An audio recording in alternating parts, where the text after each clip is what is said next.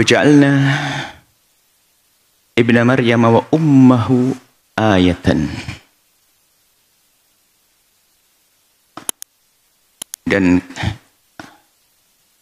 telah kami jadikan, Allah telah menjadikan ibna Maryam, Sayyidina Isa alaihissalam, Sayyidina Isa alaihissalam, wa ummahu, dan ibundanya, ayatan, tanda-tanda kebesaran Allah. Di situ ada dua orang, Ibnu Maryam dan Sayyidah Maryam ummahu, tapi diberi khobar satu ayatan, bukan ayatani, bukan dua tanda-tanda, tapi satu. Karena memang keajaibannya adalah satu, yaitu Nabi Isa lahir tanpa seorang ayah, atau Sayyidatuna Maryam melahirkan seorang anak tanpa seorang ayah, sama. Jadi keajaiban adalah dari kisah kelahiran Sayyidina Isa alaihissalam, maka diberi khabar ayah, satu tanda kebesaran Allah. Ini menunjukkan tanda kebesaran Allah dan tanda kemahakuasaan Allah, sehingga lengkap. Di dalam kisah manusia, ada manusia yang adanya dari tidak ada, yaitu Nabi Adam, tanpa ayah, tanpa ibu. Ada hadirnya seorang manusia dari seorang ayah, dari seorang manusia, dari seorang laki-laki, Sayyidatuna Hawa, dari Adam. Kemudian ada yang dengan ibu saja, tanpa ayah, yaitu Sayyidina Isa alaihissalam. Umumnya adalah ada dengan ayah dan ibu, laki dengan perempuan. Dan nanti ada lagi, biarpun sudah memenuhi syarat itu laki dan perempuan, tapi tidak punya anak, ada lagi. Itulah kisah di dalam hidup. Semuanya menunjukkan kuasa Allah. Jadi seorang melahirkan bukan karena dia mampu melahirkan, seorang membuai bukan berarti kemampuan dia membuai, akan tapi karena kuasa Allah. Bahkan ada yang normal, suami normal, istri normal, bertahun-tahun tidak diberi oleh Allah anak, karena memang Allah tidak menghendaki mereka punya anak. Ini semua di bawah kuasa Allah. Dan termasuk hadirnya Sayyidina Isa alaihissalam tanpa seorang ayah adalah tanda kebesaran Allah.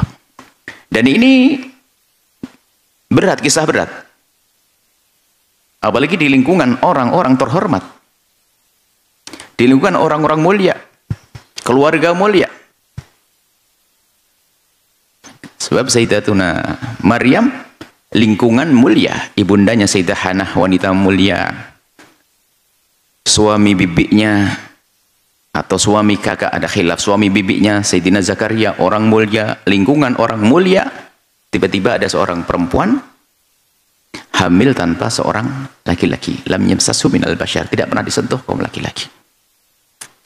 Ini sesuatu yang luar biasa. Dan ini mukjizat, tanda kebesaran Allah. Akan tapi keberadaan Sayyidina Isa alaihissalam sudah diberi mukaddimah tentang keistimewaan ibundanya, Sayyidatuna Maryam. Di saat Sayyidatuna Maryam mulai tumbuh besar, kan dilahirkan dari seorang wanita mulia, Sayyidah Hannah. Kemudian diwakafkan ibaratnya, atau dijadikan seorang wanita yang hanya mengabdikan diri kepada Allah di satu tempat ibadah. Dan di tempat itu ternyata ada keistimewaan yang ditemui oleh Zakaria. Ada makanan di buah musim panas, ada di musim dingin. Ada buah musim dingin di musim panas. Lalu bertanya, "Annalaki hadza?" Dari mana kau dapatkan ini wahai Maryam? Dari mana kau dapatkan ini wahai Maryam? Dijawab, dari Allah. Dari Allah. Annalaki hadza? Qala huwa min indillah. Ini dari Allah. Ini kita balik kepada kisah bagaimana waktu Sayyidatuna Maryam mulai tumbuh besar, mulai tumbuh dewasa. Dan Sayyidina Zakaria sebagai orang yang mengayomi Sayyidatuna Maryam harus bertanya dong, kok tiba-tiba ada makanan halal haramnya? Kan itu kan masalah urusan keluarga. Dari mana kau dapat makanan ini? Benar enggak? Ternyata tidak, min indillahi, dari Allah. Innallaha yarzuqu man yasha'u bighairi hisab. Allah memberikan rezeki kepada siapapun sudah tanpa perhitungan. Artinya apa? Tanpa perhitungan manusia. Kalau memang tiba-tiba dikasih, tiba-tiba tanpa usaha dikasih ada, dengan usaha dikasih banyak, dengan usaha dikasih sedikit ada, usaha tidak diberi oleh Allah. Suka-suka. Dan ini juga jawaban Sayyidatuna Maryam ini juga muqaddimah jawabannya nanti di saat ada janin di dalam perutnya. Sudah diberi muqaddimah bahwasanya ada kejadian ajaib pada Sayyidatuna Maryam. Buah musim dingin adanya di musim panas, membingungkan. Nggak ada kulkas zaman itu. Tiba-tiba ada. Lalu jawabannya adalah dari Allah, dari Allah. Nah, ini muqaddimah bahwasanya Sayyidatuna Maryam nanti akan punya keajaiban-keajaiban yang orang pasti bertanya-tanya, dari mana ini? Bahkan beliau sendiri walam yamsasni bashar, bagaimana aku akan punya anak? Sayyidatuna Maryam, kau akan punya anak nanti. Bagaimana aku punya anak? Tidak ada laki-laki menyentuhku. Jawabannya dari malaikat yang berikan kabar gembira bahwasanya Maryam akan punya anak. Jawabannya malaikat adalah jawaban Siti Maryam sendiri waktu ditanya Zakaria, dari mana kau dapatkan makanan? Tapi Siti Maryam lupa bahwasanya jawaban itu adalah sekaligus jawaban yang pernah disampaikan kepada Zakaria waktu ditanya, anna laki hadza, dari mana engkau mendapatkan makanan?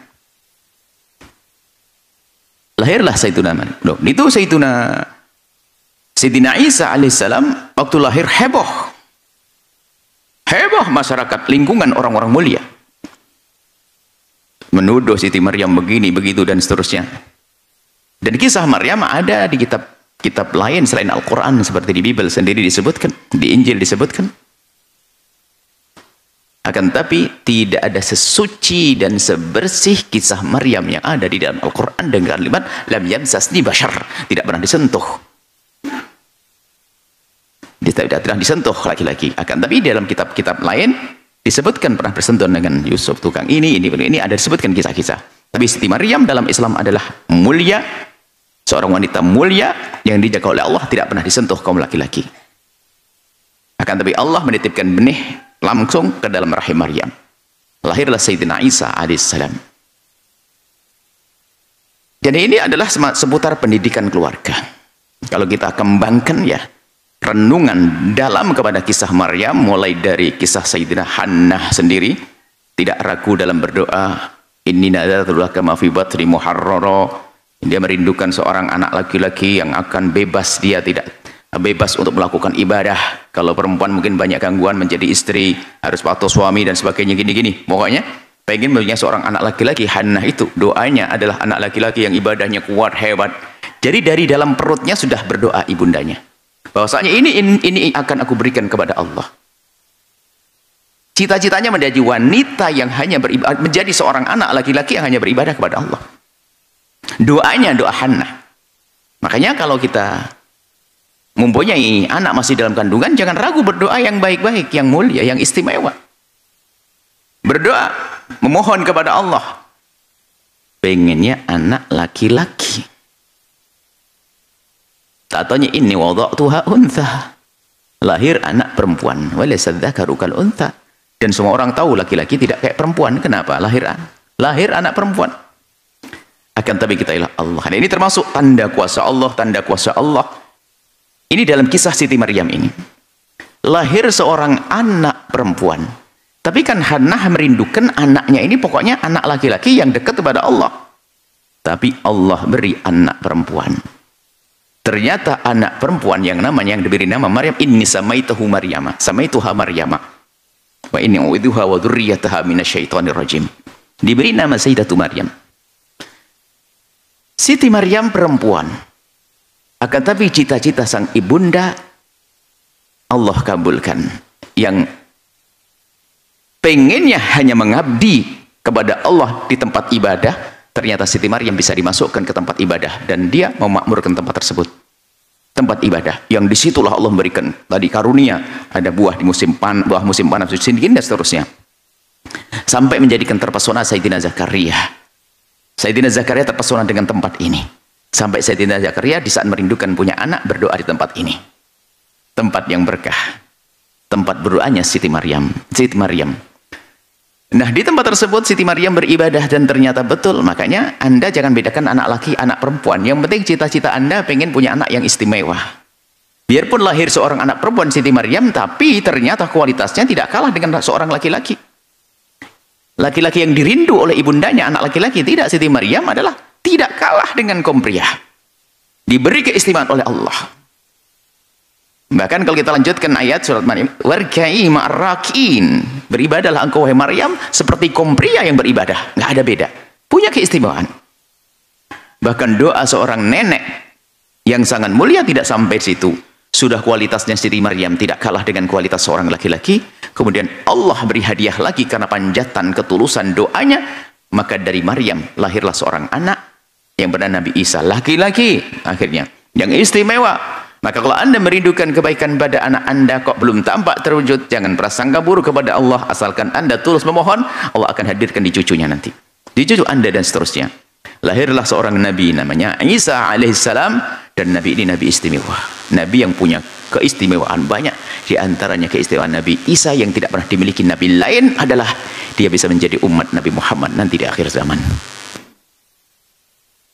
Dia menjadi umat Nabi Muhammad di akhir zaman. Bermakmum di belakangnya umat Nabi Muhammad. Ini Nabi Isa alaihissalam. Keistimewaan yang banyak. Nah, lahirnya Sayyidina Isa luar biasa, heboh. Akan tapi kemahakuasaan Allah telah membungkam mulut orang yang menduga Siti Maryam melakukan ketidakbaikan dengan berbicaranya anak kecil yang masih ada di dalam pelukan seorang ibunda dan berkata, aku adalah hamba Allah yang pada akhirnya nanti akan menjadi seorang nabi besar, yaitu Nabi Isa alaihissalam. Kita lanjutkan. Wa awaynahuma ila rabwatin dzati qararin wa ma'inin. Akhirnya Allah giring, hantarkan Siti Maryam dengan putranya Sayyidina Isa alaihissalam ke sebuah tempat. Tempat itu bukan di puncak gunung, tapi juga bukan dataran rendah yang panas atau gunung yang teramat dingin. Rabwah itu adalah sebuah ketinggian, tapi tidak di puncak. Hari inilah tempat orang nyantai hari ini. Rabwah itu adalah tempat yang sejuk, ya, tidak terlalu dingin, tapi asik. Ada main, ada air. Jadi adalah Allah hantarkan Sayyidatuna Maryam dengan Sayyidina Isa ke sebuah tempat qaror, satu tempat tinggal yang memadai.